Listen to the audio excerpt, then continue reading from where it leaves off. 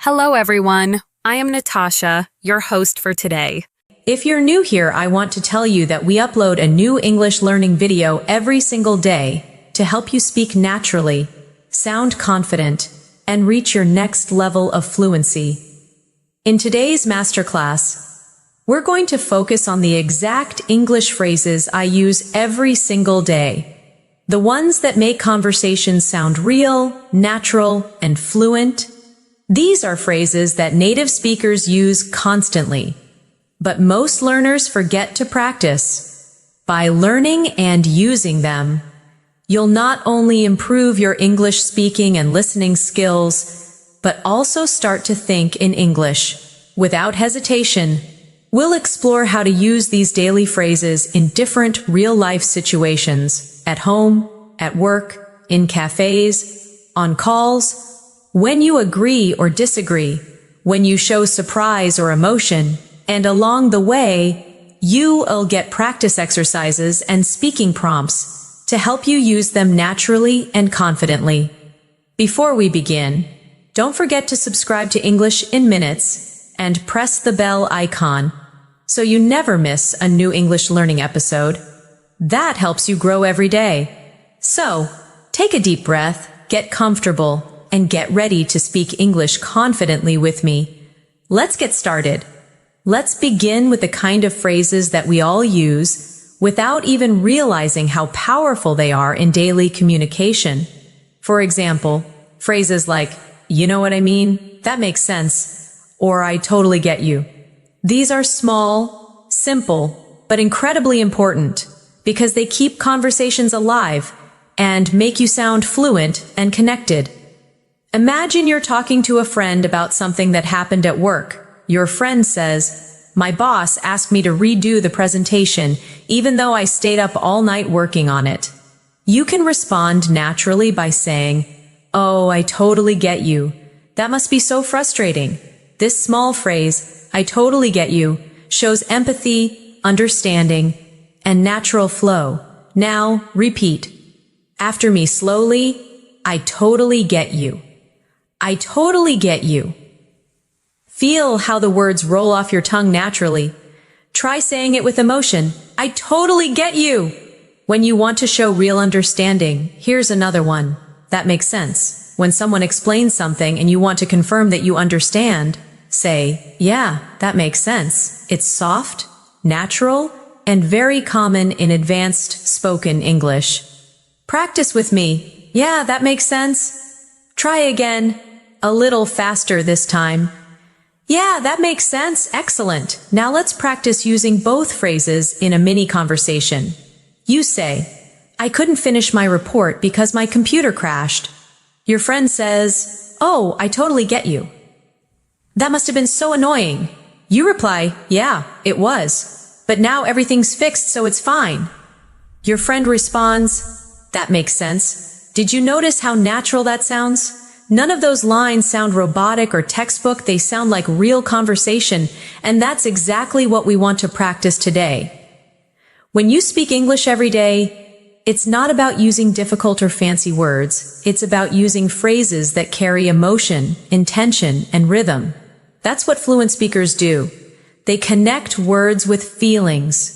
Now let's move into another group of phrases you can use every single day.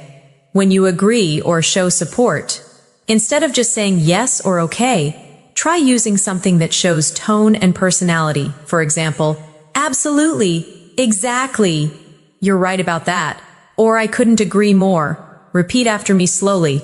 "Absolutely, exactly, you're right about that, I couldn't agree more."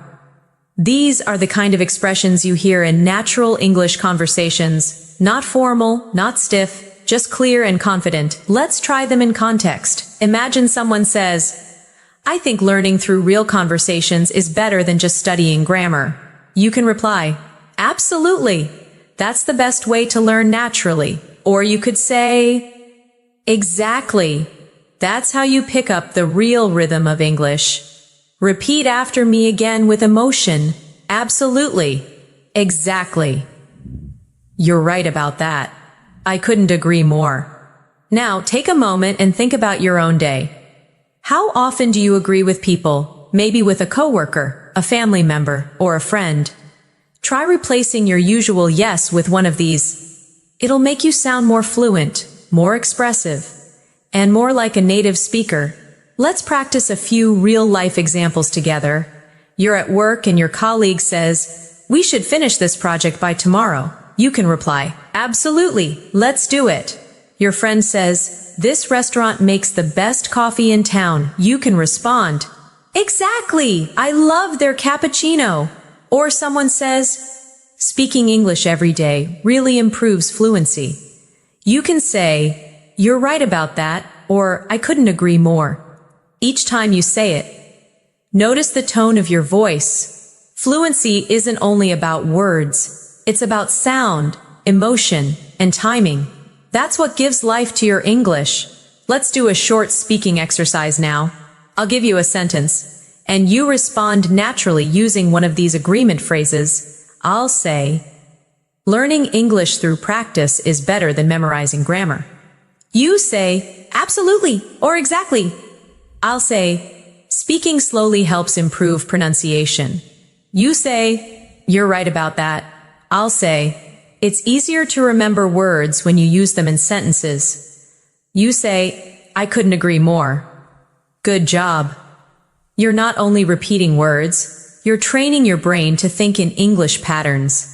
Now let's move into another everyday area. Expressing emotion. When something surprises you, don't just say, "Oh," or "Really." Try these instead. "No way." "You're kidding." "That's unbelievable." Or "Are you serious?" For example, your friend says, "I met your favorite actor yesterday." You can say, "No way, you're kidding." These reactions add life to your speech and make you sound emotionally connected, not robotic. Let's repeat together. "No way, you're kidding." "That's unbelievable." "Are you serious?" Try saying them with emotion. Feel the rise in your voice when you express surprise. The energy in your tone makes the English feel alive. Now imagine different situations. Your friend says, "I got a new job." You respond, "No way! Congratulations!" Or your colleague says, "We finished the project 2 days early." You say, "That's unbelievable." Or someone tells you, "I just ran 5 miles this morning." You respond, "Are you serious?" When you speak with emotion, your brain connects the feeling with the language, and that's how real fluency grows. Take a moment now. Close your eyes if you want, and imagine yourself talking to someone confidently in English. You use these phrases naturally. Your tone is calm, your rhythm smooth, your words flowing easily. That's the power of practice. So whenever you learn a new phrase, don't just read it, say it out loud, use it in your daily life, and let your brain build the rhythm of English. Now let's move a little deeper into daily communication. Every conversation has moments when you need to show interest, to keep the dialogue flowing, or to make the other person feel heard. In advanced English, we do this not by long sentences, but by using short, friendly, responsive phrases. Imagine you're listening to someone talk about their weekend, and you want to show you're engaged. Instead of staying silent or saying only, "Yeah," try using natural listener phrases like, "Oh, really? That's nice. Sounds great. Good for you." Or "I see what you mean. Let's practice together slowly." "Oh, really? That's nice. Sounds great. Good for you. I see what you mean." Now, here's a small dialogue for practice. A friend says, "I finally started going to the gym again after 2 months." You respond, "Good for you. That's amazing." Then they add, "It's tough to stay." "Consistent, though." You reply, "Yeah, I see what you mean." Notice how this little rhythm keeps the conversation warm and alive. It shows that you're not only listening, but connecting emotionally. Now repeat with me, imagining the tone of a real conversation. Good for you. Excited tone? I see what you mean. Understanding tone. Sounds great. Friendly tone. You can even record yourself saying these lines. Listen back and check the tone. The more natural it sounds, The closer you are to advanced fluency, let's continue. When you're having a casual chat in English, you'll also need small fillers, the words native speakers use to think while speaking. Phrases like, you know, I mean, well, actually, or let me think. These are essential for sounding smooth and natural. Let's practice them with meaning. If someone asks, why did you choose that restaurant? You can say, well, I just like the atmosphere there. If you're explaining something, say, you know, it's one of those places that feels cozy and calm. If you want to clarify, say, I mean, it's not fancy, but it's nice. And if you're thinking, use let me think. To buy time naturally, repeat after me now. Well, you know, I mean, actually, let me think. These are not empty words. They show confidence and control. Without them, your English might sound too direct or mechanical. With them, your sentences flow like a native speaker's rhythm. Let's create a short practice exercise. Imagine you're describing your favorite movie to a friend. You could say, well, it's a bit old, but really good, you know? The story just stays with you. I mean, it's emotional, but not too heavy. Now, repeat that out loud. Copying the tone, feel the pauses, the small breaks, the natural thinking sounds. That's how real people speak English every day. Now let's shift to another group of daily life phrases. Polite expressions you can use anywhere in advanced English. Being polite doesn't mean being overly formal. It means sounding soft, respectful, and kind. Instead of saying, give me that, you can say, could you pass me that, please? Instead of, I want water, say, could I get some water, please? Or instead of wait, say just a second, please. These softeners make your English sound natural and pleasant. Repeat with me now slowly. Could you pass me that, please? Could I get some water, please? Just a second, please. Even at work or in professional settings, these make a big difference. For example, would you mind sending me the file? If it's okay, could we talk later? Thanks a lot for your help. Now, let's turn them into a practice dialogue. You say, hi, could I get a glass of water, please? Waiter replies, of course. You say, thanks a lot. Or at work, would you mind checking this report for me? Colleague says, sure, I'll take a look. You say, thanks, I really appreciate it. Practice that again with emotion. Try to feel the kindness in your tone. Fluency isn't only grammar, it's the attitude behind your words.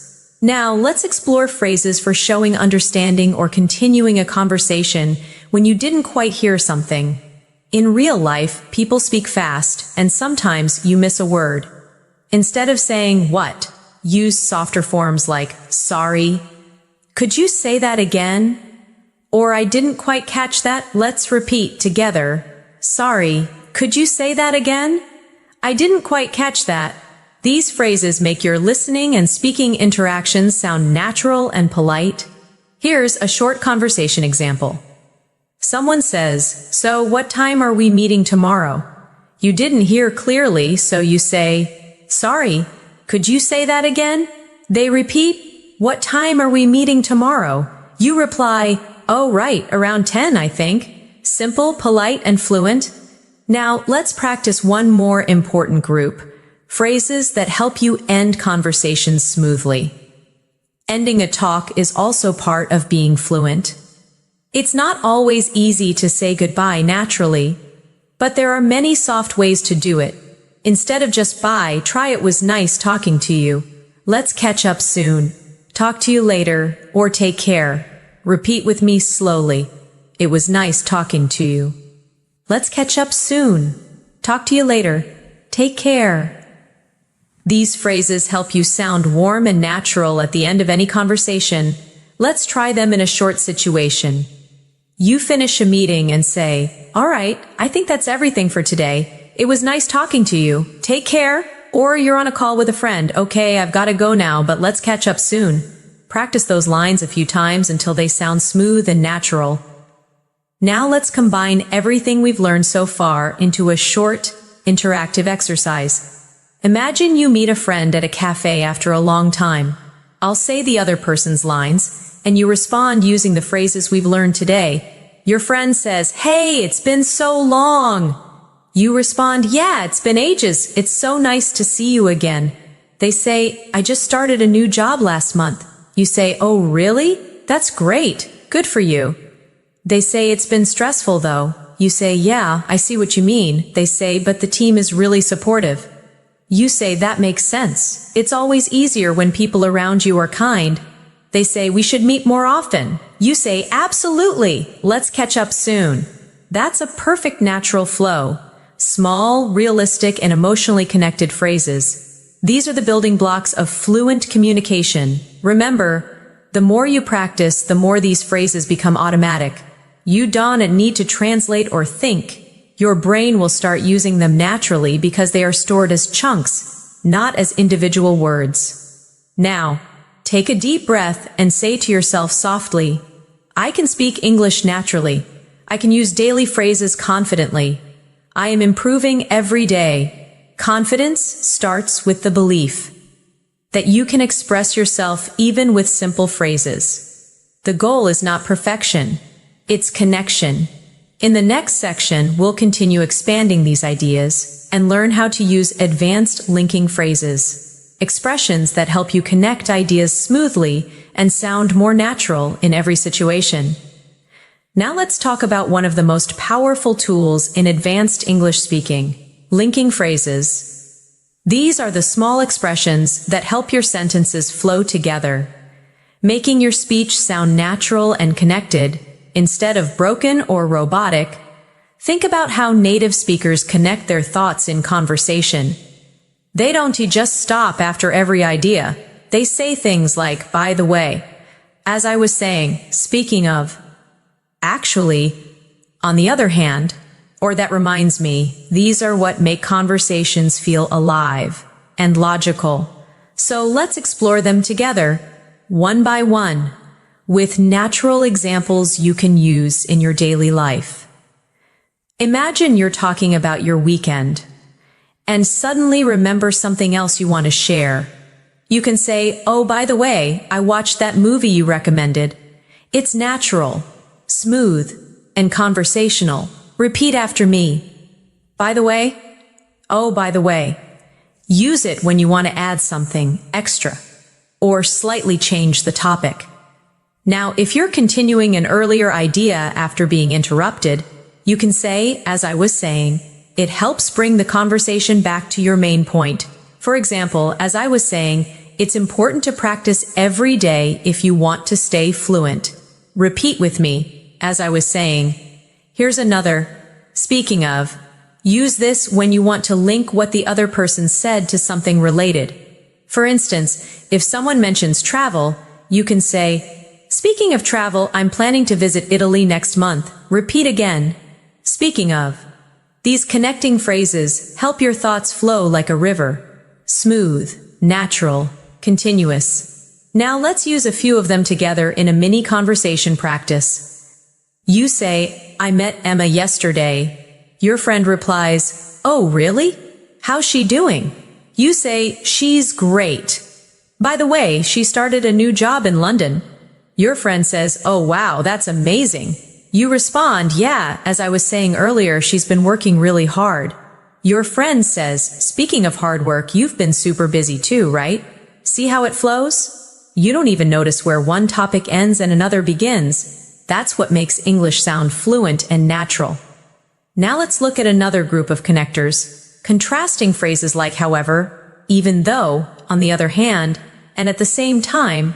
These help you express more advanced thoughts, comparing, contrasting, or showing two sides of something. For example, "I like working from home, however, it can get a bit lonely sometimes." Or, "I enjoy watching movies at home, but on the other hand, going to the cinema feels more exciting." Repeat slowly with me. "However," "on the other hand," "even though," "at the same time." Now try to make your own sentences aloud. For instance, "I love coffee. However, I try not to drink too much." Or, "I like big cities, but on the other hand, I also enjoy quiet villages." Practice expressing contrast in a calm tone, not too fast, not too formal, just natural conversation speed. Let's now focus on transition phrases for adding information. These are like bridges that let your ideas flow together. You can use in addition, besides, also, or what's more. Imagine you're describing your morning routine. I usually start my day with coffee. In addition, I listen to a short English podcast. I like reading in the morning. Besides, it helps me stay focused. I enjoy learning English every day. What's more, it makes me feel confident. Repeat with me. In addition, besides, what's more. Now let's practice a daily life example. You're telling a friend about how you've been improving your English. I've been watching more English videos lately. Besides, I try to speak with my colleagues in English. Your friend says that's a great idea. You say, yeah, and what's more, I record myself speaking to check my pronunciation. These little connectors make your English sound advanced, not because they're complicated, but because they're natural and logical. Now let's do a reflection exercise. Think about how you could describe your own day using linking phrases. For example, I woke up early today. After that, I made breakfast. Then I listened to an English lesson. Later on, I went for a walk. Now try saying it again, but connecting it smoothly. I woke up early today, and after that, I made breakfast. Then I listened to an English lesson. Later on, I went for a walk. Now make it sound more advanced. I woke up early today. After making breakfast, I listened to an English lesson. Later on, I went for a walk to clear my mind. Can you feel how natural that rhythm becomes? That's the secret of advanced fluency, not bigger words, but smoother flow. Let's take this a little further. To sound more fluent, we also use phrases that show cause and effect, like so, that's why, as a result, because of that, and therefore. For example, I was tired, so I went to bed early. I didn't study yesterday, that's why I'm revising now. I practiced English every day. As a result, I became more confident. I listened to more English podcasts, therefore, my listening improved. Repeat these lines softly with me. Feel the flow between the cause and effect. Now imagine you're explaining your own progress in English. You could say, I started learning English consistently, and as a result, I feel more confident when I speak. Now try that again, but this time without reading. Make it your own sentence about your journey. Pause for a few seconds. Think about what you could say. Maybe, I used to be shy, but I practiced every day, and now I can talk with anyone in English. Yes, that's the kind of natural, emotional expression that brings your English to life. Let's now move to time connectors, which help organize your ideas and make your stories sound clear. Use at first, then after that, later, eventually, and finally. For example, at first I didn't understand much English. Then I started listening more. After that, I began speaking with confidence. Eventually, I could think in English. Finally, I reached fluency. Repeat that story with me slowly. Feel how the time connectors guide your listener through your journey. At first, pause, then pause. After that, pause. Later, pause. Eventually, pause. Finally. That's exactly how fluent speakers tell stories.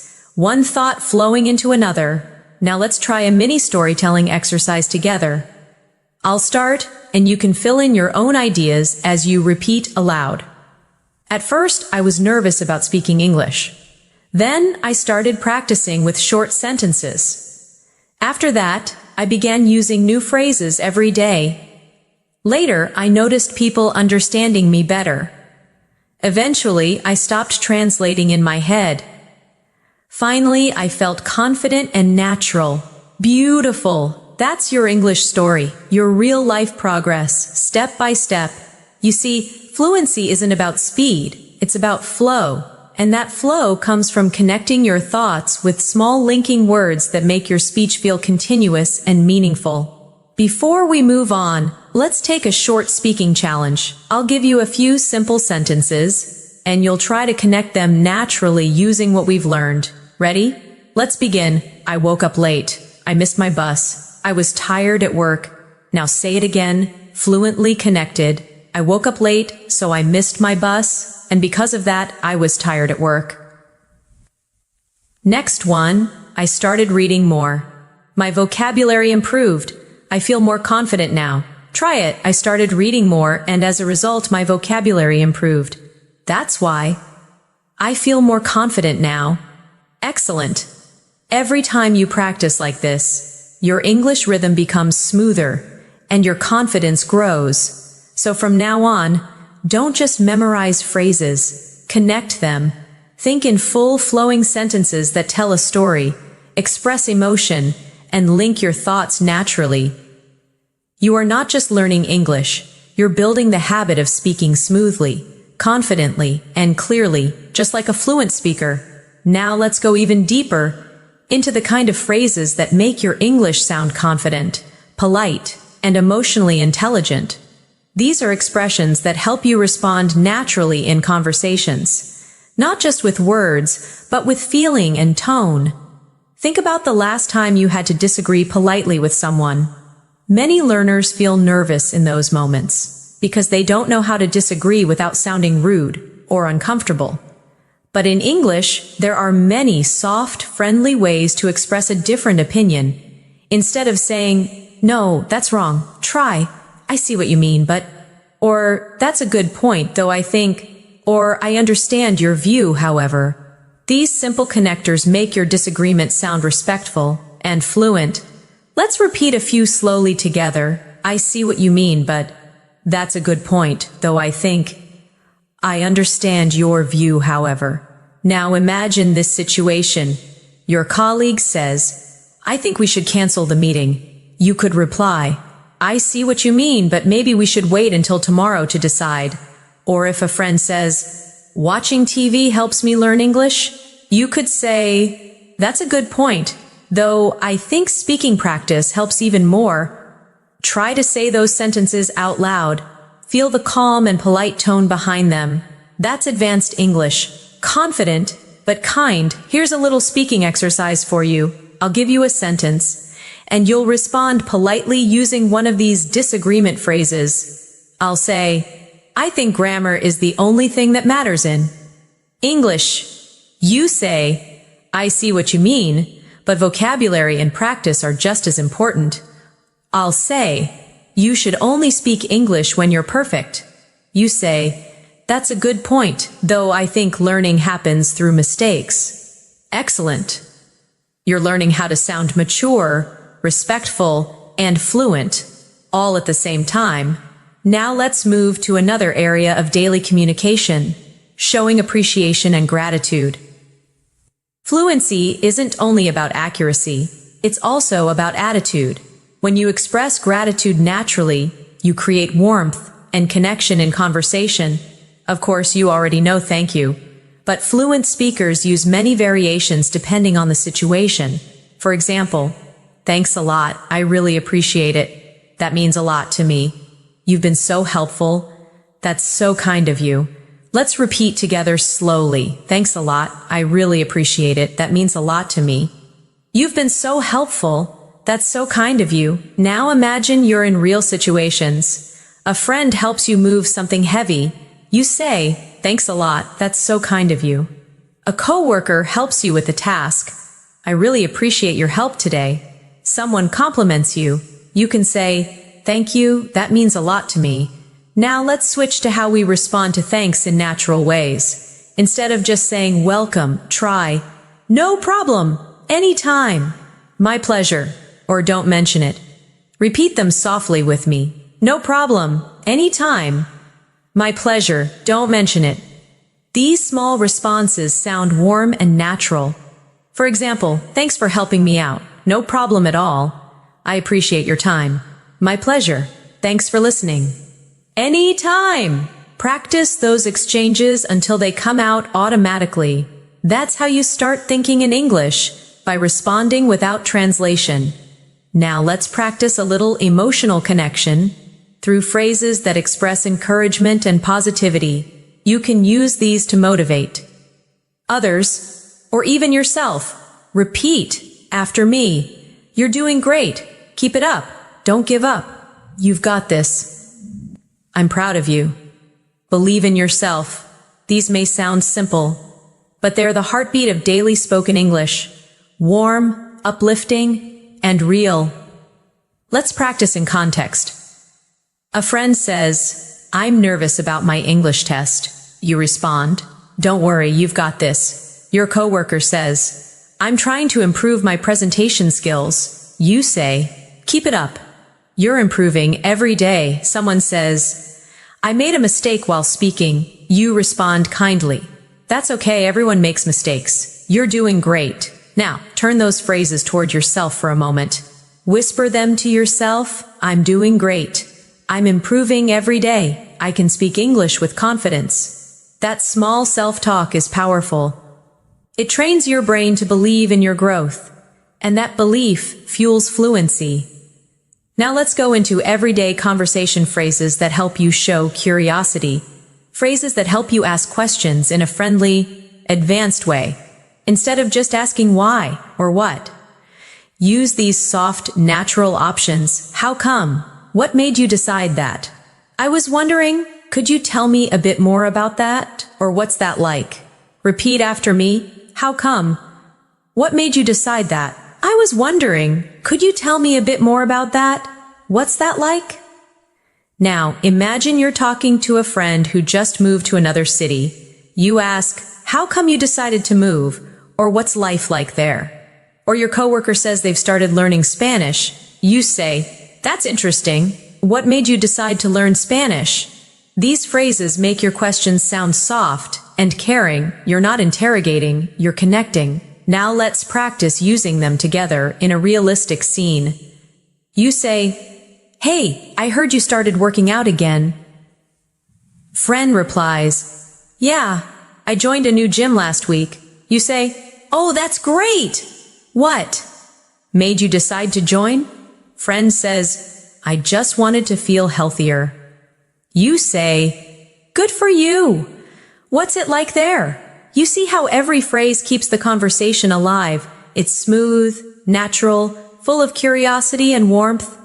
Now let's explore another advanced habit fluent speakers have, using confirmation phrases to make sure both people understand each other. You can use phrases like, "So you mean, let me get this straight, if I understand you correctly," or in other words, for example, someone says, "I'll be late because my car broke down." You reply, "So you mean you might not make it to the meeting on time?"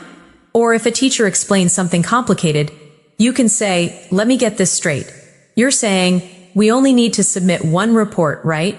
Repeat after me slowly. So you mean, let me get this straight, if I understand you correctly." In other words, these are natural, intelligent ways to show that you're listening carefully. They also make your English sound more confident and professional. Let's practice them in a quick dialogue. Your colleague says, "We're moving the meeting from Monday to Wednesday." You say, "So you mean there's no meeting on Monday anymore?" They respond, "Exactly." You say, "Got it, thanks for letting me know." Perfect!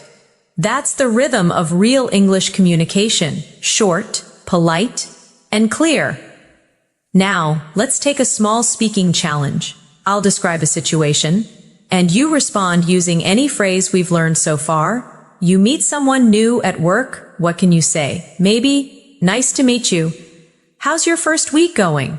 Someone gives you good news. How can you respond? Try. "That's amazing. I'm so happy for you." Someone thanks you for help? How do you reply? Say, "No problem, anytime." Someone shares a different opinion. What can you say? "I see what you mean, but I have a slightly different view." Each response builds your English muscles. The more you use them, the stronger your fluency becomes. Now, let's finish this section with a small reflection exercise. Close your eyes for a moment.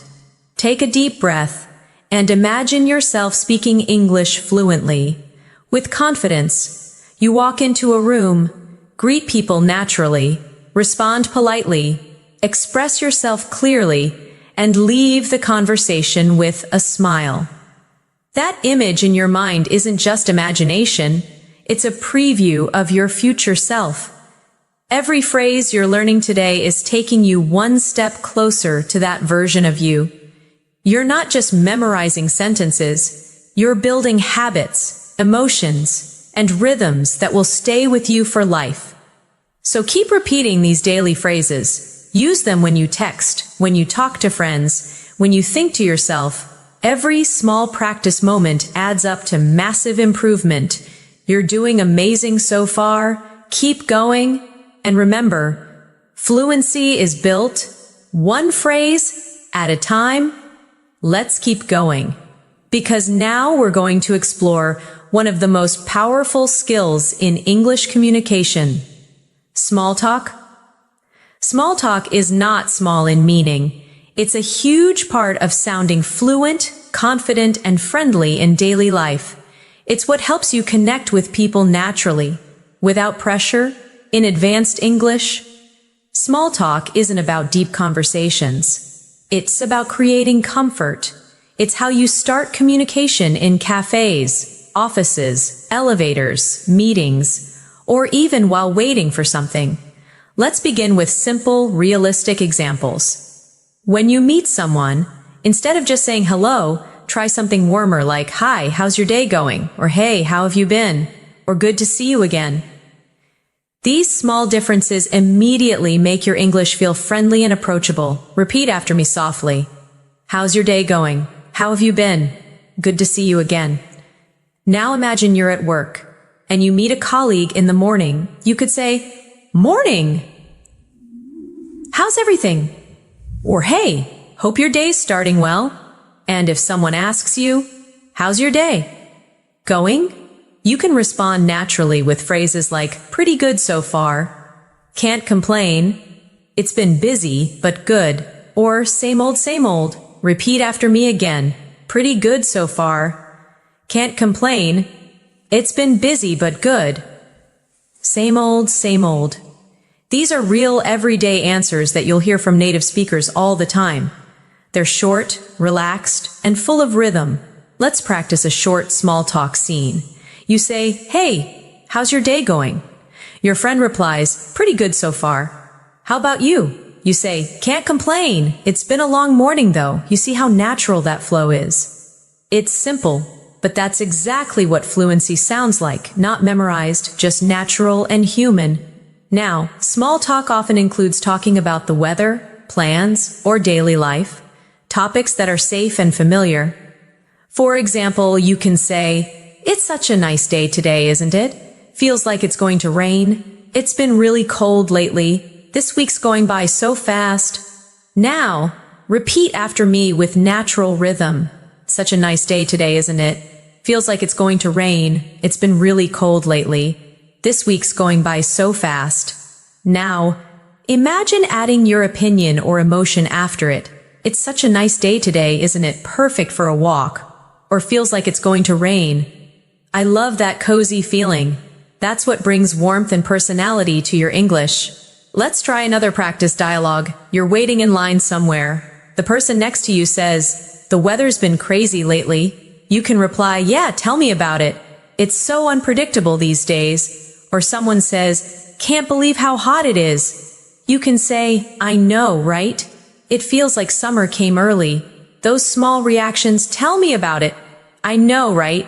Exactly, are essential in fluent English. They make your conversations feel alive, connected, and friendly. Now let's move into another part of small talk.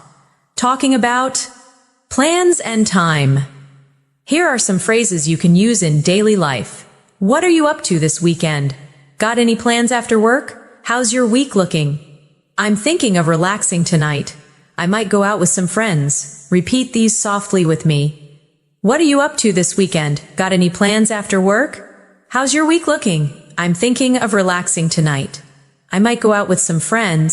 These are perfect to start or continue small talk naturally. Now, let's do a mini exercise. Imagine you're talking to a friend on Friday afternoon. You, "Hey, got any plans for the weekend?" Friend, "Not really, I might just stay home and rest." You, "Sounds good. You deserve a break." Simple, warm. natural. That's exactly what you should aim for in daily English. Now let's go one level deeper. Learning how to show genuine interest in someone's life. This is what makes your English not just fluent, but meaningful. Phrases like, how's everything going with you? How's work these days? How's the family? What have you been up to lately? Or it's been a while. How have you been? Help you sound caring and connected. Repeat these softly. How's everything going with you? How's work these days? What have you been up to lately? It's been a while. How have you been? Now, let's practice a friendly conversation. You, hey, it's been a while. How have you been? Friend, pretty good, just busy with work. You, yeah, I know the feeling. Work's been non-stop for me too. And that's all it takes. Small talk with warmth and emotion. Remember, fluent English isn't only about perfect grammar. It's about human rhythm, knowing when to ask, when to listen, when to respond softly. Now, let's shift a bit and learn how to move from small talk to meaningful talk smoothly. When a conversation starts with light topics, and you want to go a bit deeper, you can use transition phrases like speaking of that. That reminds me, actually, I've been thinking about, or funny you mention that. For example, someone says, I've been working a lot lately. You can say, yeah, speaking of work, have you ever thought about changing jobs? Or a friend says, I watched a movie last night. You say, oh, funny you mention that. I just watched a really good one too. These are gentle, natural bridges that move your conversation forward. Now let's practice a few mini dialogues. Friend, I'm thinking of going on vacation soon. You, that reminds me, I still need to renew my passport. Colleague, I've been drinking more coffee lately. You, actually, I've been trying to cut back on it. Friend, I joined a cooking class. You, oh really? Funny you mention that. I just tried cooking something new yesterday. Now, repeat these aloud at your own pace, feeling the rhythm of conversation as it flows. Let's pause for a moment and reflect on what's happening here. Every time you use a connecting phrase or reaction, you're doing something powerful. You're thinking in English. You're not translating from your native language. You're responding emotionally, directly, instantly. That's what fluency really is. It's not about speed. It's about connection and comfort. Now, let's go through a short self-practice segment. I'll give you some prompts, and you'll imagine yourself answering naturally. Prompt 1.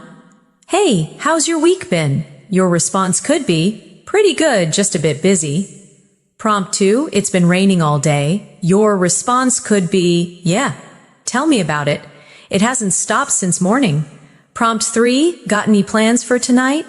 You might say, not much. I think I'll just relax at home. Prompt 4, it's good to see you again. You respond, good to see you too. It's been ages. Each small exchange is a chance to practice fluency, to make your mind react naturally in English.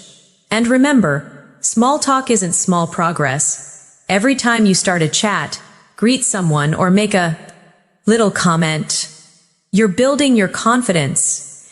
You're training your brain to use English without overthinking. So, from now on, try to notice opportunities to start small conversations. At the store, in class, at work, online. Use one of today's phrases naturally. Even once a day, that's all it takes to move from learning English to living English. Now that you've learned how to use small talk naturally, let's explore how to keep a conversation going once it starts. Many English learners can start a conversation, but they often struggle to continue it. They run out of things to say or worry about sounding boring.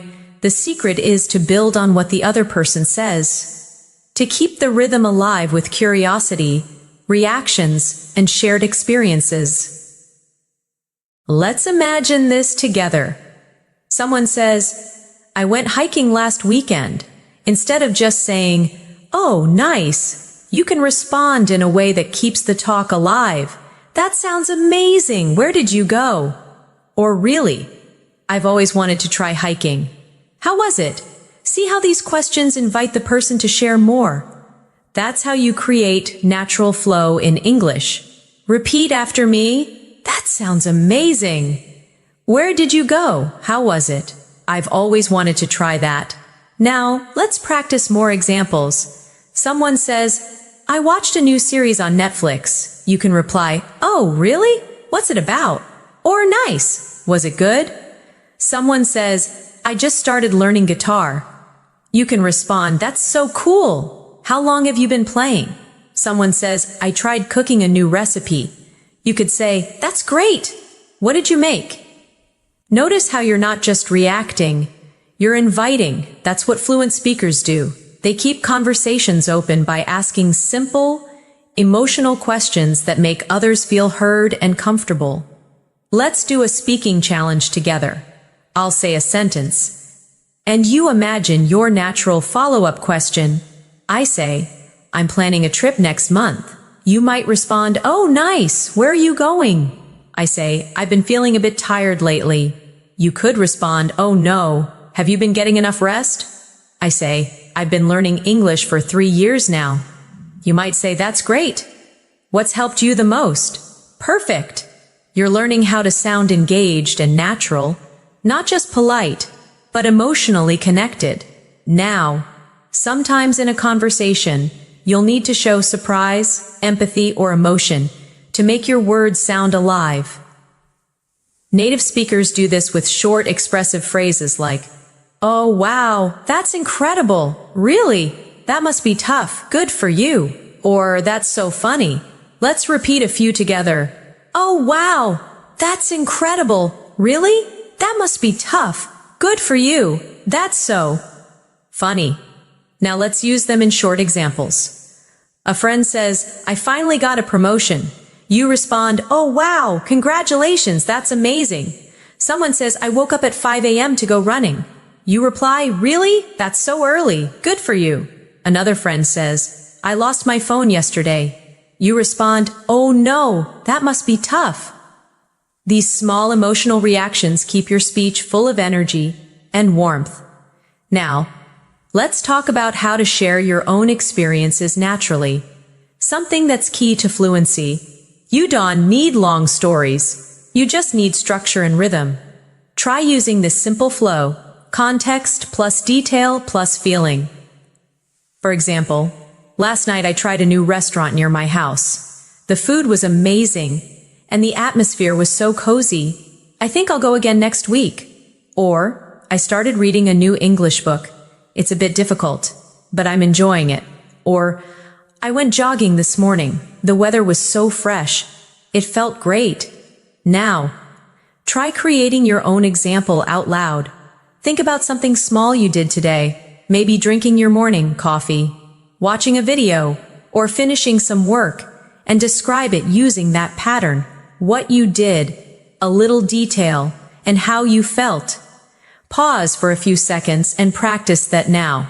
Excellent! That's how fluent English feels. Calm, clear, and full of life. Now, let's look at another type of phrase, clarifying and confirming phrases that help keep conversations smooth when you need to make sure you understood something. Instead of repeating the same words, you can say, so you mean, just to be clear, if I got that right, are you saying that? Or let me make sure I understand. Let's practice them one by one. So you mean, just to be clear, if I got that right, are you saying that, let me make sure I understand? Now imagine you're in a conversation. Someone says, we'll move the meeting to Friday instead of Thursday. You can respond, just to be clear, that's this Friday, right?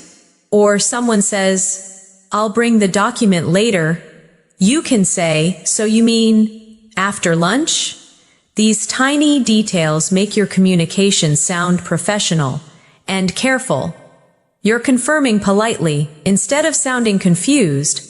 Let's also look at how fluent speakers give their opinions smoothly. They don't just say, I think, over and over. They vary it with natural alternatives like, in my opinion, from my point of view, if you ask me. To be honest, and personally, I feel that, Repeat softly with me. In my opinion, from my point of view, if you ask me, to be honest, personally, I feel that. Now, practice them in real sentences. In my opinion, listening practice is more important than grammar drills. From my point of view, confidence comes from daily repetition. If you ask me, learning through real examples is the best way. To be honest, I sometimes get nervous speaking too. Personally, I feel that watching English shows helps a lot. Now say one about your own life using one of those phrases. For example, to be honest, I learn best when I speak aloud. Or personally, I feel that writing every day helps me remember new words. That's real fluency, expressing your own thoughts comfortably in English. Now let's practice moving between agreement and disagreement naturally. When someone says something you partly agree with, you can use, "That's true, but I agree to some extent. You have a point though," or "I'm not sure I completely agree." Repeat slowly with me. "That's true, but I agree to some extent. You have a point though. I'm not sure I completely agree." Let's use these in mini examples. Friend, watching movies is enough to learn English. You, that's true, but I think speaking practice is also important. Colleague, grammar isn't important at all. You, I agree to some extent, though it still helps to understand the basics. Friend, everyone should learn a second language. You have a point, though not everyone gets the same opportunity. See how gentle and balanced those sound? That's what makes your English feel advanced and natural. Now let's practice using phrases for giving suggestions and advice.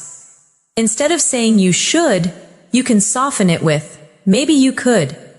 "Have you tried? It might be a good idea to." Or you might want to. For example, maybe you could watch short videos every day to improve your listening. Have you tried keeping a small notebook for new words? It might be a good idea to practice shadowing out loud. You might want to listen to slow English audio before sleeping. Repeat these softly. Maybe you could. Have you tried? It might be a good idea to. You might want to. These gentle phrases sound polite, supportive, and encouraging, exactly how a fluent speaker would express advice. Let's do a short reflection exercise now. Think of one English learner you know, maybe a friend or even yourself, and give a piece of advice using one of today's phrases. Maybe, have you tried speaking with yourself in the mirror? Or you might want to listen to English music to pick up rhythm? Or it might be a good idea to record your own voice to track progress. See how natural it sounds? You're not commanding, you're guiding. That's the beauty of fluent English. It's both kind and confident. Now take a deep breath. You've already learned how to agree, disagree, show curiosity, express emotion, and give advice. These are the real tools of everyday communication. And here's something very important. When you use all of these phrases together, you stop studying English and start living it. Your goal is not to remember every single word, but to build the habit of responding in English naturally. So the next time someone talks to you, listen carefully. Don't translate in your head. Just respond with something small and natural like, "Yeah, I get what you mean," or "That's interesting," or "I totally understand." Every time you do that, you are practicing real fluency. Now that you've learned how to express ideas and feelings clearly, let's explore something equally powerful: how to sound natural in everyday English through rhythm, pauses, and filler expressions that make your speech feel alive and confident. You see, native speakers don't always speak perfectly or in complete sentences. They use pauses, small words, and sounds like, well, actually. And so, to give their brain time to think, these aren't mistakes. They're part of the natural music of English conversation. For example, if someone asks, "What do you think about learning English online?" You might say, "Well, I think it's great because you can learn anywhere." Or if someone says, "Do you like watching movies in English?" You could respond, "Yeah. Actually, I do. It really helps with pronunciation." Let's repeat those softly. "Well, actually, you know." So, these are gentle connectors that make your English sound smooth and effortless. Let's do a small practice exercise. I'll give you a few questions, and you'll answer naturally using one of these fillers at the start. Question 1. Do you study English every day? You can answer, "Well, I try to. Some days are harder than others." Question 2. Do you like learning through videos? You could say, "Yeah, actually, I do. It keeps things interesting." Question 3. Do you think English grammar is important? Try, "I think grammar matters, but practice matters more." That's the sound of real conversation. Relaxed, thoughtful, and genuine. Now let's talk about another important feature of fluent English: intonation. That's how your voice rises and falls naturally when you speak. Intonation shows emotion and makes your words sound alive. For example, when you ask a question like, "Really?" your voice goes up slightly at the end. When you show understanding with "I see," your tone drops slightly to show calmness. When you say, "That's amazing," your tone rises with excitement. Practicing these tones helps you sound expressive and confident. So let's do a few together. Say softly, "Really?" with rising tone, "I see." With falling tone, "That's amazing." With rising tone, "Oh, that's too bad." With soft, low tone. When you train your ear for tone and rhythm, you'll notice how English carries emotion through sound, not just words. Now, let's look at some advanced conversation habits. How to change topics smoothly and how to end conversations politely. Sometimes you need to move from one topic to another without sounding abrupt. You can use phrases like "Anyway, by the way," "Speaking of which," or "That reminds me." For example, "Anyway, let's get back to what we were talking about," or "Speaking of travel, I've always wanted to visit Japan." Repeat after me softly. "Anyway, by the way, speaking of which, that reminds me." Now, when you want to end a conversation, don't just say bye. Instead, use friendly closing phrases like "It was great talking to you," "Let's talk again soon," "I'll catch you later," "Take care," or "Have a good one." Practice them now with emotion. "It was great talking to you. Let's talk again soon. I'll catch you later. Take care." These soft endings help your English sound polite, natural, and mature. Let's see how they sound in a full conversation. You, "Anyway, I should probably get going soon." Friend, "Yeah, me too. It was great talking to you." You, "Same here. Let's catch up again sometime." Beautiful, calm, fluent. That's exactly how English conversations flow in real life. Now let's add one more layer: reactive phrases that show you're emotionally present in the conversation. Phrases like, "I know what you mean," "Exactly," "Totally," "That's so true, right?" and "Tell me about it." Show empathy and shared understanding. Repeat them with me. "I know what you mean," "Exactly," "Totally," "That's so true, right?" "Tell me about it." Now, let's see how they appear in real-life talk. Your friend says learning English can be exhausting sometimes. You say, "Tell me about it." Someone says, "It's hard to find time to practice." You reply, "I know what you mean." A coworker says, "Speaking every day really helps." You say, "Exactly. Practice makes progress." Notice how these phrases make you sound connected and real, like someone who's emotionally part of the moment. Let's move into something deeper. Expressing feelings and emotions. When you talk about how you feel, you become more relatable and human in English. Instead of saying, "I'm happy," you can say, "I'm really glad about that," or "That made my day." Instead of "I'm sad," say, "I feel down today," or "It's been a rough day." For excitement, use "I'm thrilled," "I'm so excited," "This is amazing." For disappointment, use "I'm a bit upset," That's disappointing. Or, I was hoping for better. Let's practice these with feeling. Try saying them out loud. I'm really glad about that. That made my day. It's been a rough day. I'm thrilled. That's disappointing. I was hoping for better. When you say these lines with emotion, you train your voice to match your meaning. That's emotional fluency. Now, let's combine emotion with connection. Imagine this short scene. You tell a friend, I finally finished my big project. Friend says, that's amazing. You must feel so relieved. You say, yeah, I'm thrilled. It was a lot of work, but totally worth it. That's real communication, full of warmth, tone, and humanity. Now, let's move to expressing opinions and preferences naturally. Instead of saying only I like or I don't like, you can vary your expressions. Try these: I'm really into, I'm not a big fan of, I prefer, I'm crazy about, I can't stand, I'd rather. Repeat with me: I'm really into, I'm not a big fan of, I prefer, I'm crazy about, I can't stand, I'd rather. Now, some examples. I'm really into learning new languages lately. I'm not a big fan of spicy food. I prefer morning walks to evening ones. I'm crazy about photography. I can't stand waiting in long lines. I'd rather stay home tonight. Now, make your own small sentence out loud using one of these patterns.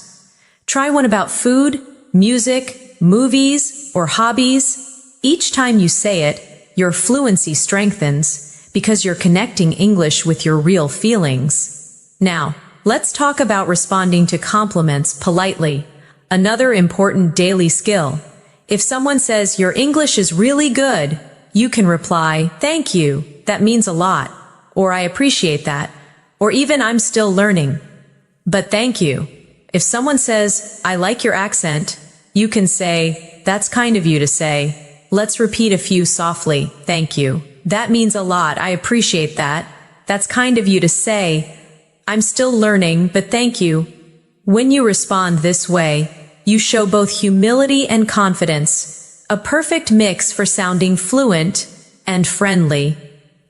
Now, let's bring together everything you've learned so far into a reflection exercise. Take a moment and think about your day. How many of today's phrases can you use naturally in your next conversation? Maybe start with, how's your day going? Or, that sounds great.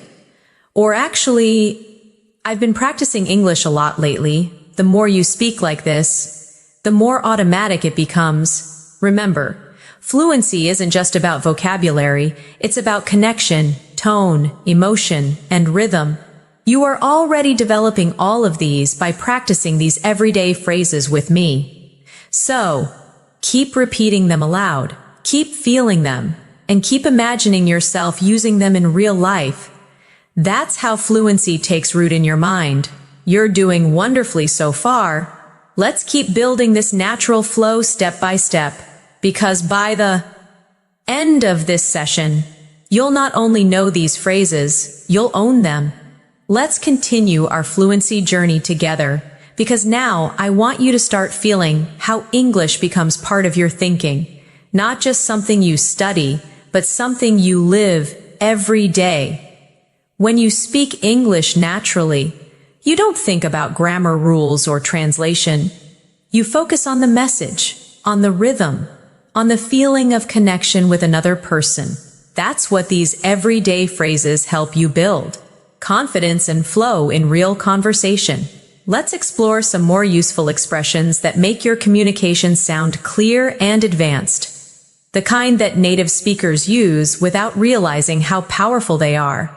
Let's start with time phrases. Little expressions that describe when something happens, because they help structure your storytelling naturally. Instead of saying only yesterday or tomorrow, you can use phrases like the other day, a while ago, in a bit, later on, before long, or back then. For example, I met her the other day at the cafe. I'll call you in a bit. Before long, you'll be fluent. Back then, I didn't know a single English phrase. Repeat these softly with me. the other day, a while ago, in a bit, later on, before long, back then. These time phrases add life and variety to your speech. They make your English sound natural, not robotic. Now, let's talk about conditional phrases.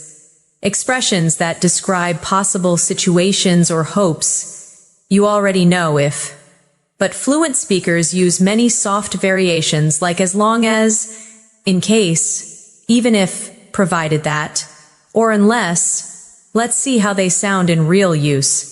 You'll improve fast as long as you practice daily. Take an umbrella in case it rains. Even if it's difficult, keep going. You can join, provided that you finish your homework first.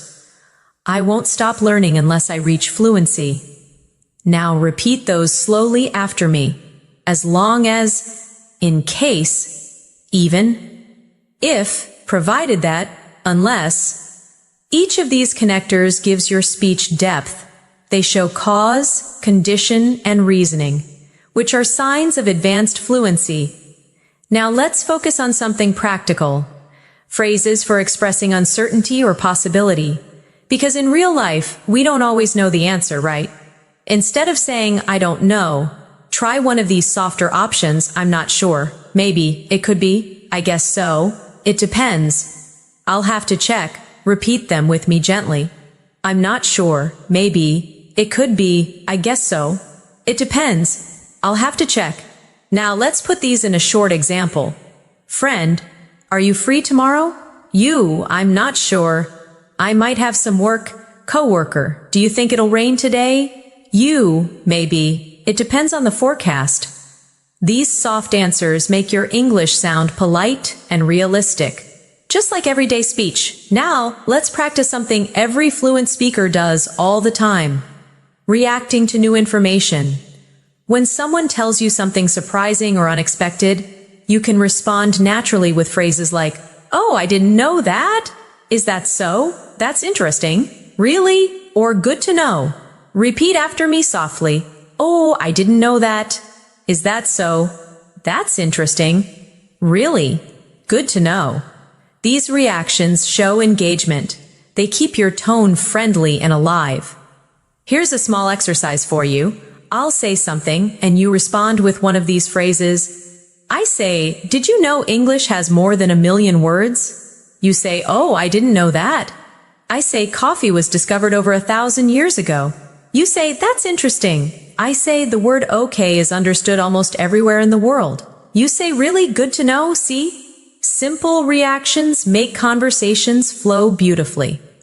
Now let's talk about phrases that help you manage conversations professionally. These are great for meetings, group discussions, or polite conversations.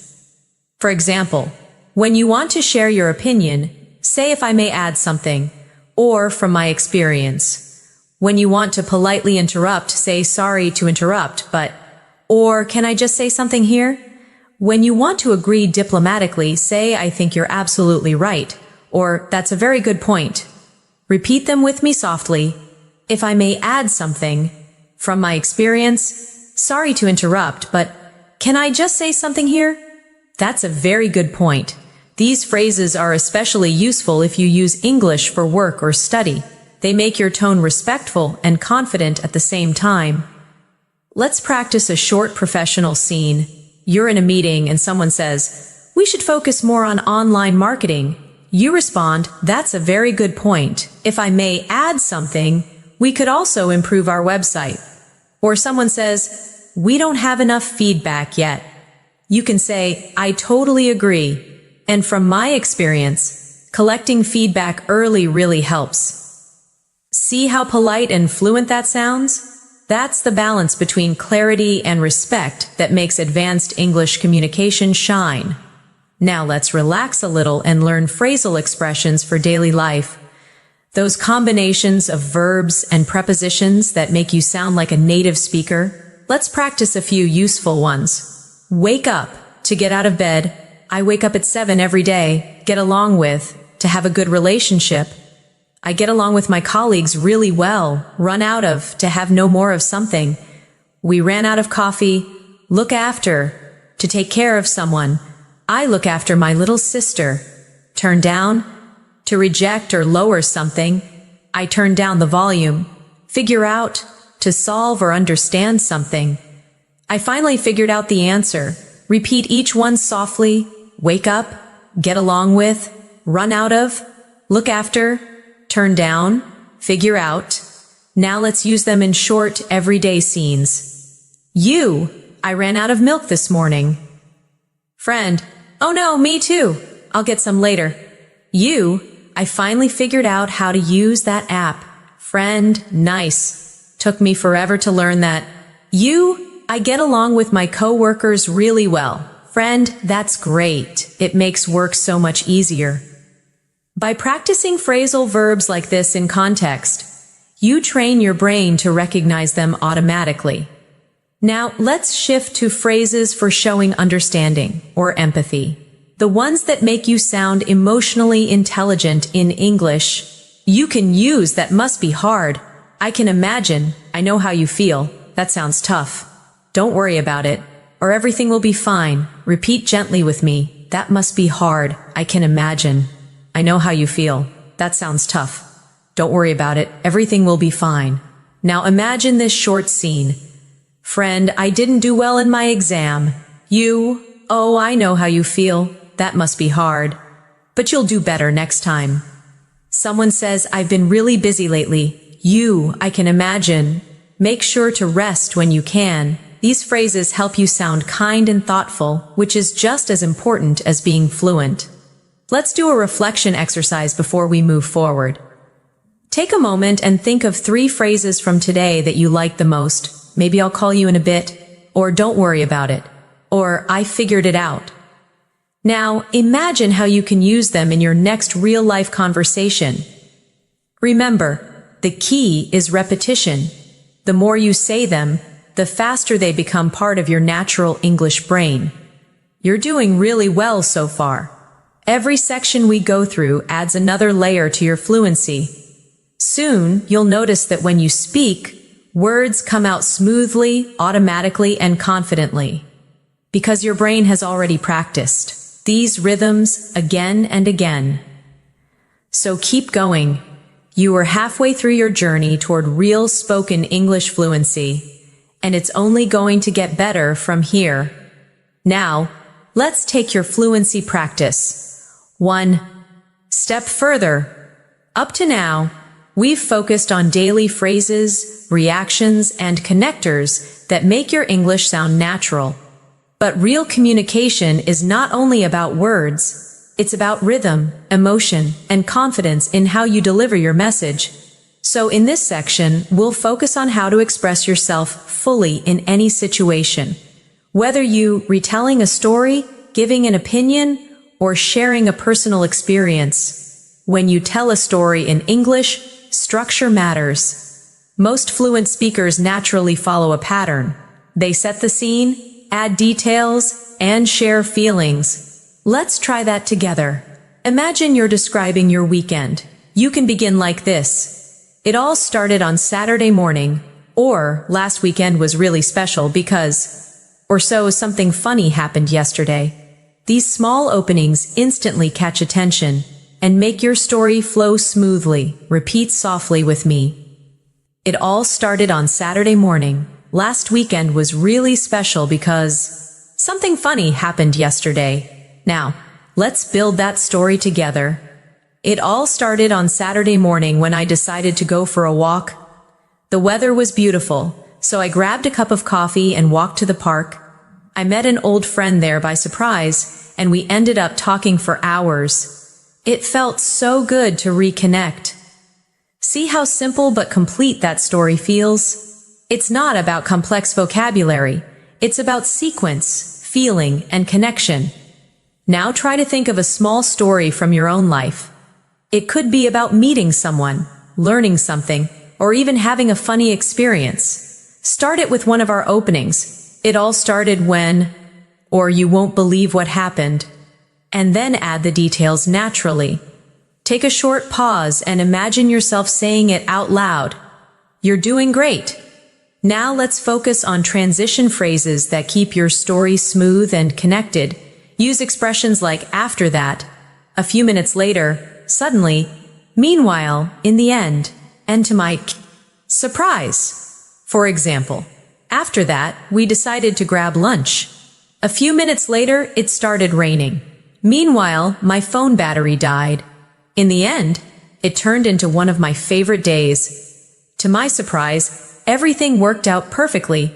These words help your listener follow your story naturally. They're like signposts on a road that guide your direction.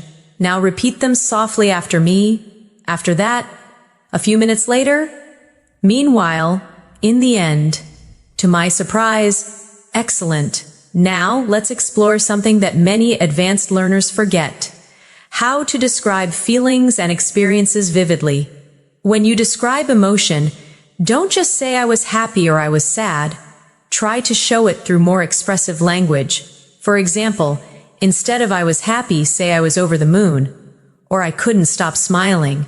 Instead of I was sad, say I felt down, or my heart sank. Instead of I was nervous, say my hands were shaking, or I had butterflies in my stomach. Instead of I was surprised, say I was taken aback, or it completely caught me off guard. These phrases help you express emotion in a real human way, just like native speakers do. Let's repeat a few softly together. I was over the moon. My heart sank. I had butterflies in my stomach. It caught me off guard. Now, let's create a small, emotional storytelling practice. When I got my first English compliment, I was over the moon. It felt like all my hard work had finally paid off. I couldn't stop smiling the whole day.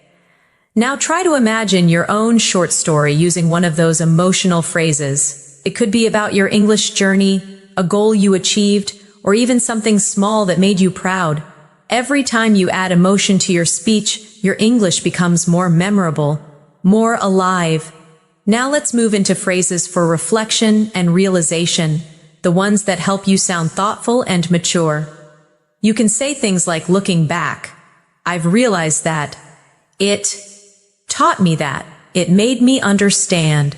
Since then. Or that moment changed me. For example, looking back, I've realized that consistency is everything. That experience taught me that mistakes are part of learning. Since then, I've been more confident when I speak. Repeat them gently with me. Looking back, I've realized that. It taught me that. Since then, that moment changed me. These reflective phrases show maturity and growth. They let your listener see your journey, not just your words. Now let's connect that idea to your own English learning story. You can say something like, looking back, I've realized that speaking every day, even for 5 minutes, makes a huge difference. It taught me that practice doesn't have to be perfect, it just has to be consistent. That's beautiful, isn't it? It's not just fluent English, it's fluent thinking in English. Now let's move into phrases for motivation and encouragement, the ones you can use with yourself or others when you feel tired or unmotivated. Repeat softly with me. One step at a time, every day counts, progress, not perfection. You've come a long way, keep going, you're getting there, believe in your journey. These phrases not only help you stay motivated, they sound natural and deeply human. Let's practice them in small daily examples.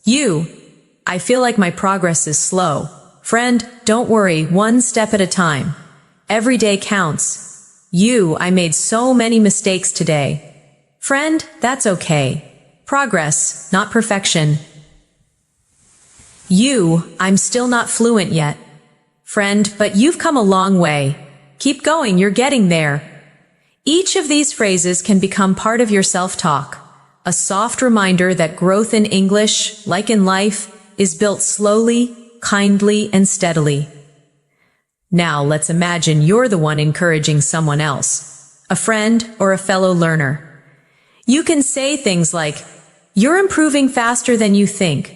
I can already see the difference. Don't stop now. You're closer than you realize.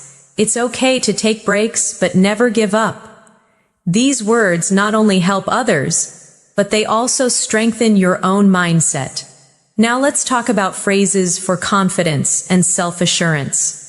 When you want to sound confident without sounding arrogant, use expressions like, I'm pretty sure, I'm confident that, I believe, from what I know, or I feel certain that.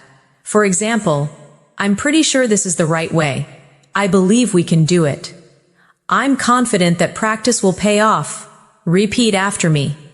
I'm pretty sure, I'm confident that, I believe, from what I know, I feel certain that. These small phrases build strength in your tone. They show clarity and calmness. Now, let's combine confidence and kindness together in one short example. You say, from what I know, everyone learns differently, and that's okay. Or, I believe you'll get better if you keep practicing. That's exactly how fluent English sounds. Thoughtful, balanced, and authentic. Now let's do one of my favorite fluency practices. Shadowing reflection. I'll say a few sentences slowly, and you can repeat them after me, copying the tone and rhythm as naturally as you can. I've come a long way. I'm proud of how much I've improved. Every mistake helps me grow. I can communicate my thoughts clearly. Fluency is not about perfection. It's about connection. Beautiful. Take a deep breath and repeat those again softly to yourself. Feel how your confidence rises with every phrase. This is what fluency really means. Being able to speak from the heart, with calm, with truth, and with rhythm. And remember, you're not learning just words. You're learning how to express life through English. You are doing so well, and there's still more to discover. Let's keep going, because the more you speak, the more natural you become, and the more English starts to feel like your language. Now that you're learning to express yourself confidently, let's explore how to sound smooth and natural when you connect ideas in longer conversations. Because fluency isn't only about what you say, it's about how easily your words flow from one thought to the next. One of the best ways to build this flow is by using linking expressions for explanation and reason. These help you explain why or how something happens in a natural way. Let's practice some of them together. That's because the reason is, you see, basically, in other words, to put it simply, repeat them softly after me. That's because the reason is, you see, basically. In other words, to put it simply, now, here's how you can use them in real sentences. I enjoy learning English. That's because it connects me with people from around the world. You see, the key to fluency is daily consistency. Basically, practice turns knowledge into confidence. In other words, the more you use English, the more natural it feels. These linking expressions let your thoughts move naturally. They're the glue that holds your ideas together. Let's keep going with phrases that organize your ideas when you're speaking for longer. You can say, first of all, secondly, finally, or for casual speech, to start with. Then again, on top of that, last but not least. For example, first of all, you need motivation. Secondly, you need a daily routine. And finally, you need patience. Or in a friendly tone. To start with, I love English movies. On top of that, I enjoy learning new expressions from them. Repeat these softly now. First of all, secondly, finally, on top of that, last but not least. These are especially helpful if you're giving a presentation or explaining something. They make your English sound organized and professional. Now let's practice a small activity together. Imagine you're giving simple advice on learning English. Say, first of all, listen more than you speak. Secondly, repeat what you hear. And finally, don't be afraid to make mistakes. Excellent. That's fluent, clear, and confident English. Now let's learn phrases for expressing preference and comparison. Because fluent speakers often describe what they like or choose in subtle ways. Instead of only saying, I like A more than B, you can use, I'd rather, I prefer, I tend to, I usually go for, I'm more into, or I don't really go for.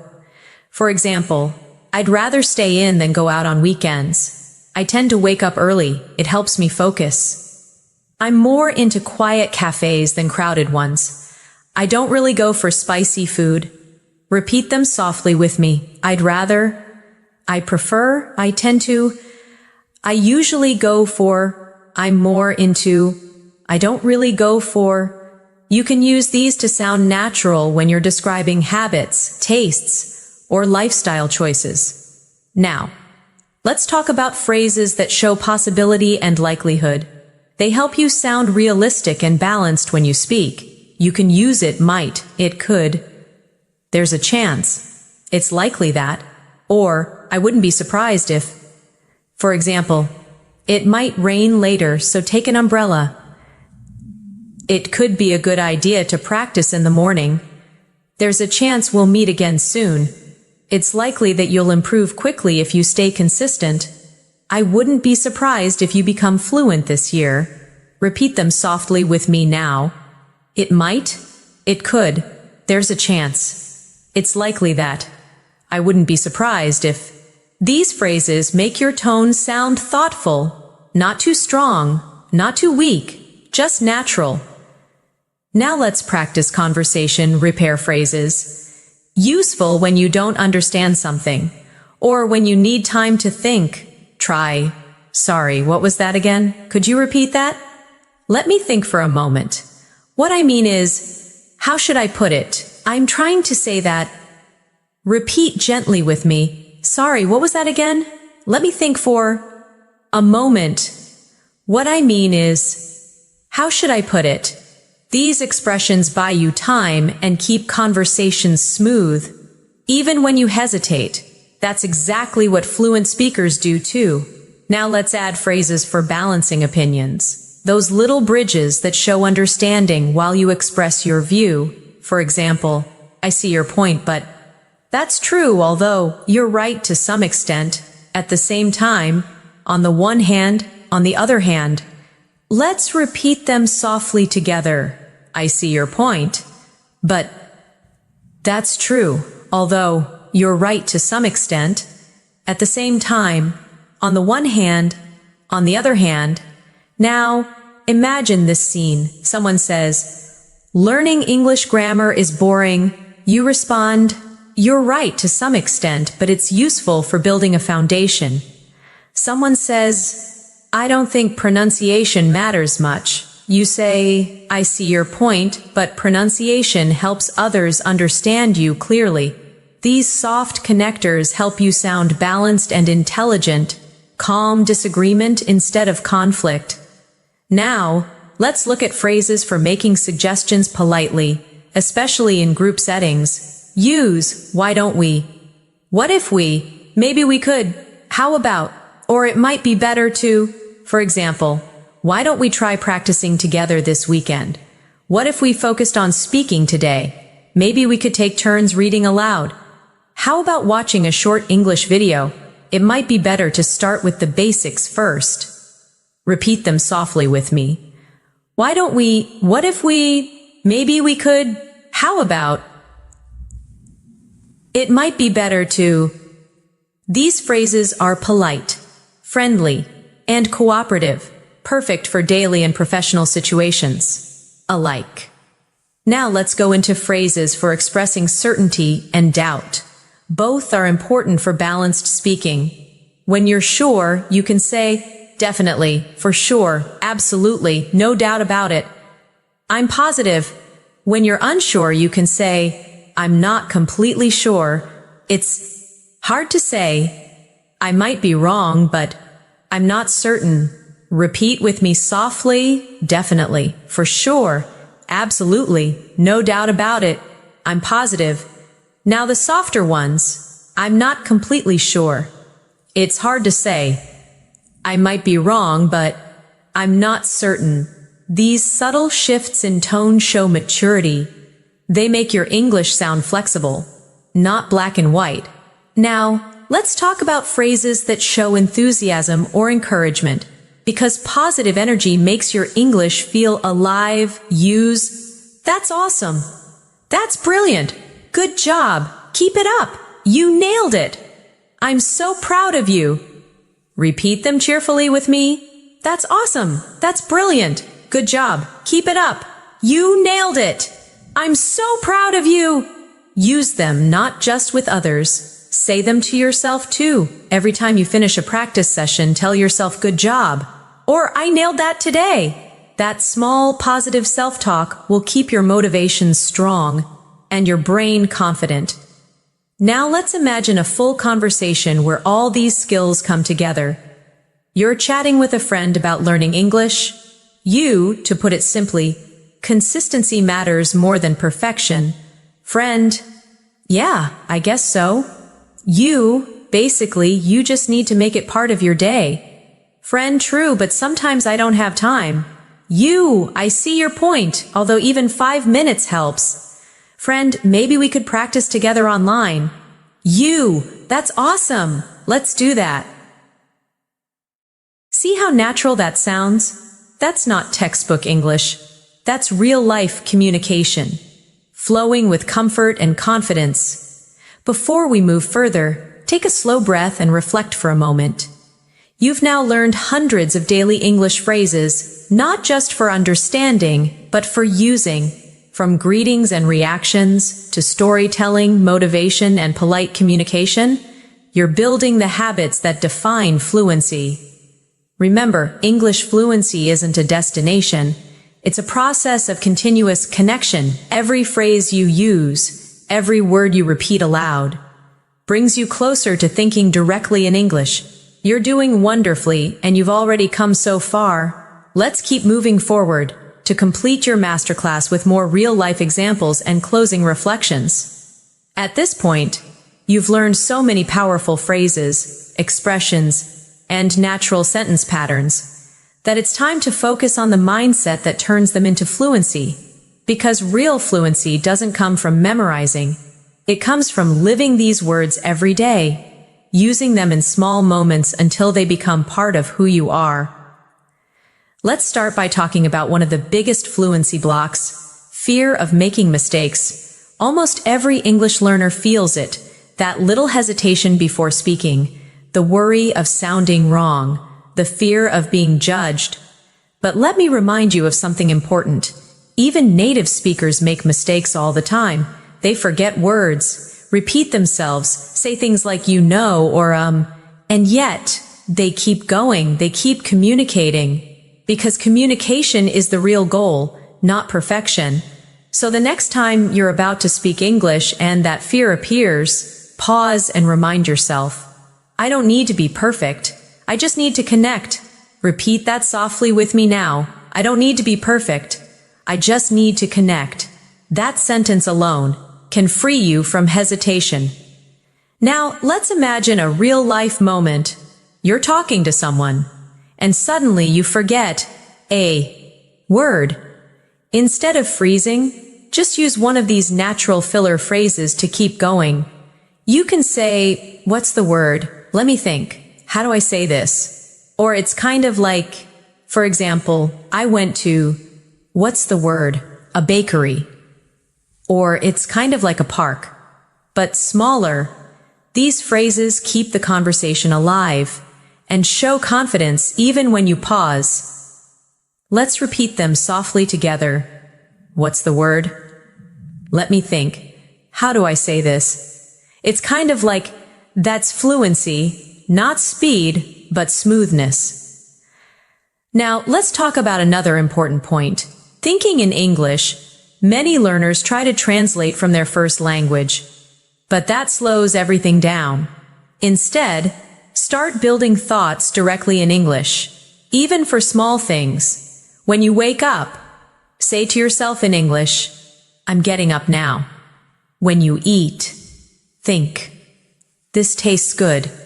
When you walk outside, say, it's such a nice day. These simple sentences turn English into your inner language, one you no longer have to search for. Repeat after me softly.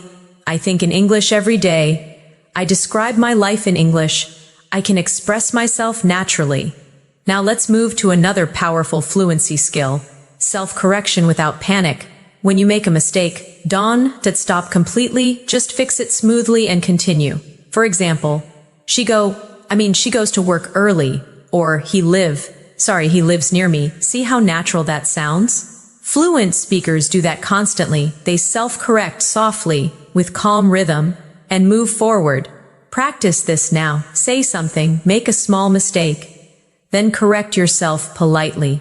I was watching TV. She plays the piano. That's how you turn fear into fluency. Now let's talk about how to build English habits in your everyday routine.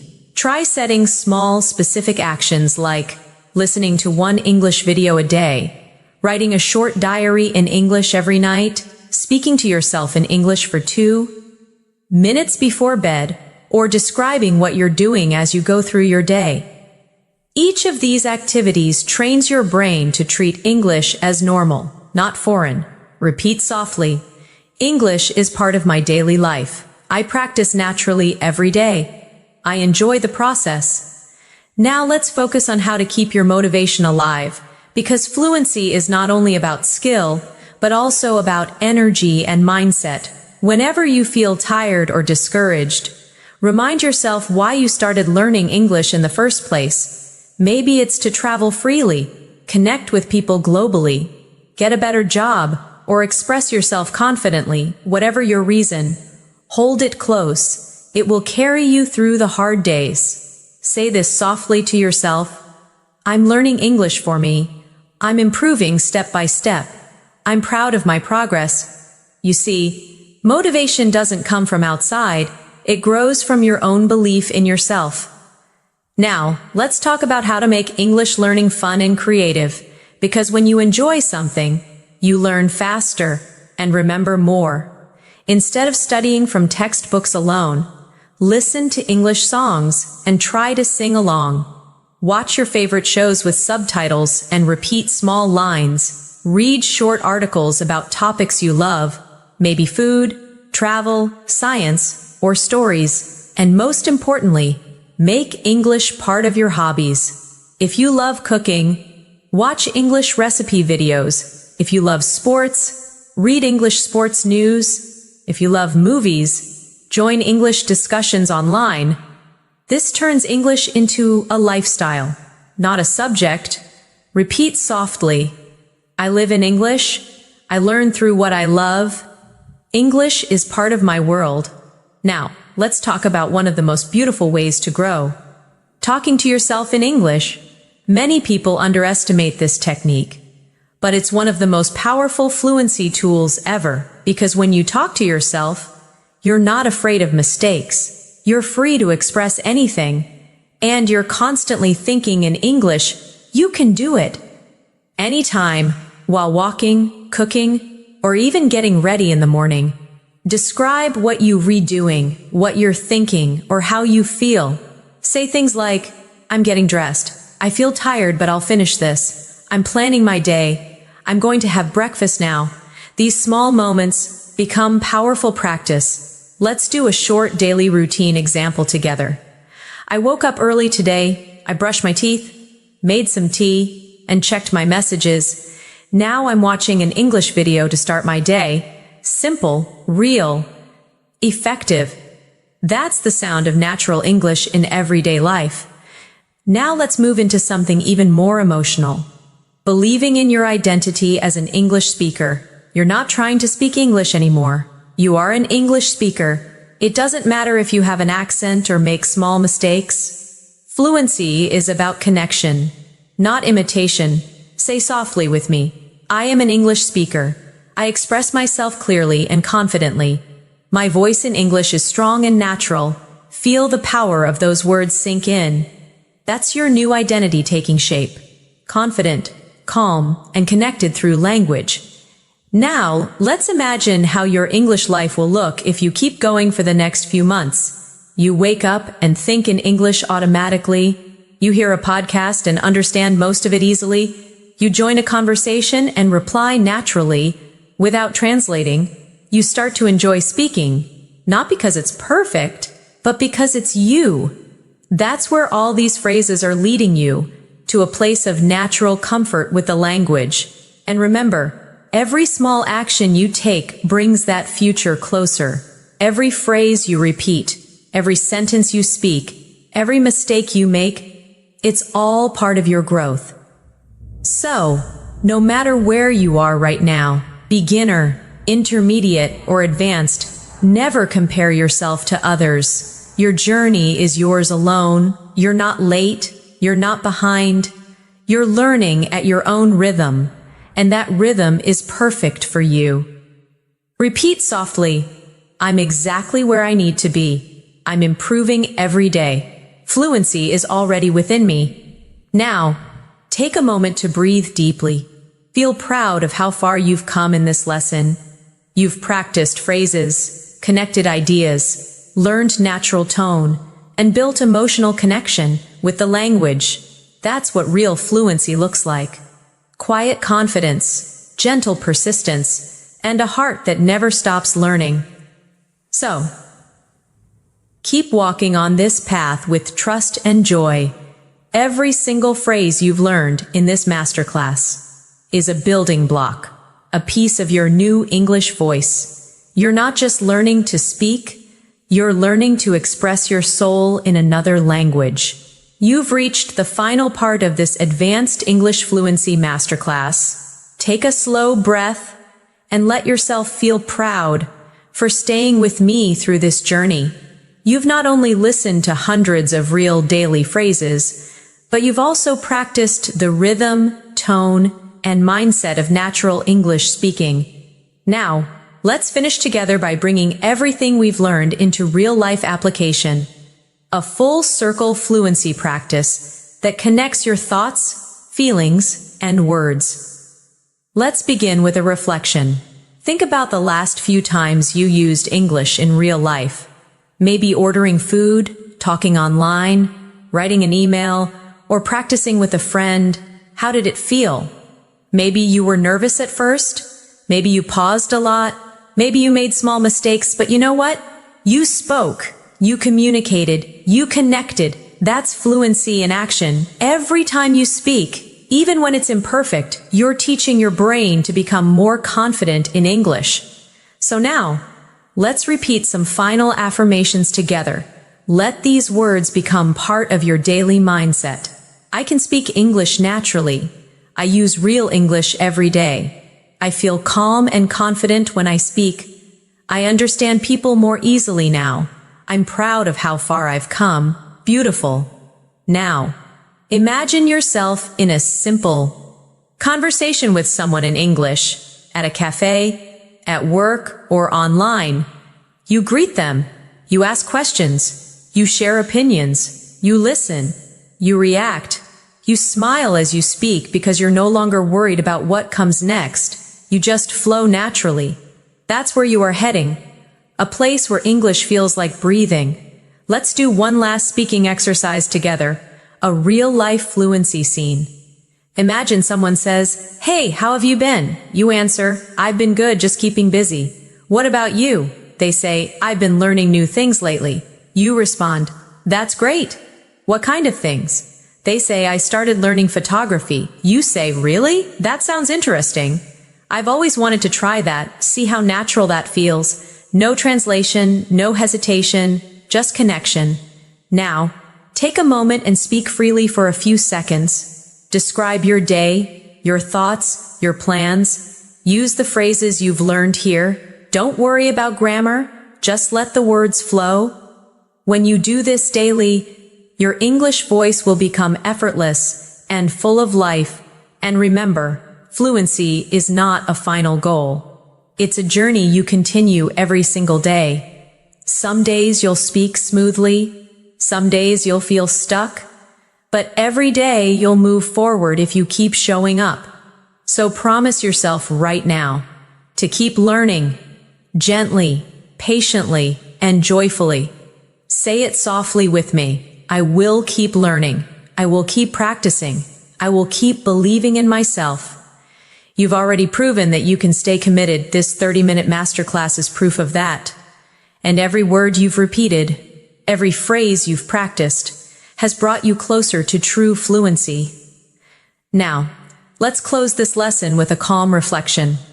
Imagine yourself 1 year from now.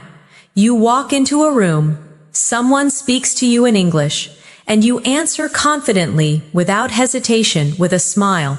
Your thoughts and words move together, effortlessly. That's your future, fluent, clear, and confident. And it all starts with what you're doing right now. Repeat softly with me. My English is improving every day. I speak clearly and confidently. Fluency is becoming natural to me. Remember, the goal isn't to know every word. It's to be able to express yourself with warmth and honesty. And you already can. Let me remind you once more. Small steps lead to big change, one phrase at a time, one practice at a time, one conversation at a time. Don't rush it. Enjoy the rhythm of learning. Enjoy the feeling of progress. Enjoy the quiet confidence that grows inside you with every sentence you speak. And whenever you doubt yourself, come back to this masterclass. Listen again. Repeat the phrases out loud. Feel how much you've grown. Because the truth is, you already sound better than you think. You've learned how to greet people naturally, express feelings and opinions, agree and disagree politely, tell stories with rhythm, and connect emotionally through English. You've built the habits, the tone, and the mindset that define true fluency. So, keep this energy with you as you continue learning, and whenever you speak English next, whether to a friend, a teacher, or even to yourself, speak with confidence, warmth, and joy. You deserve to sound fluent. You deserve to express yourself freely.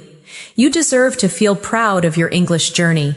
And I'm proud of you for making it this far. Now take one last deep breath, smile, and say this one last time with me. I am a fluent English speaker. Congratulations. You've completed your Advanced English Fluency Masterclass. Keep practicing, keep believing, and keep shining through your words. Because English isn't just a language anymore. It's part of who you are. Thank you so much for learning with me today. Stay confident, stay curious, and keep speaking from your heart. Until next time, this is Natasha, wishing you happiness, peace, and endless fluency. See you soon.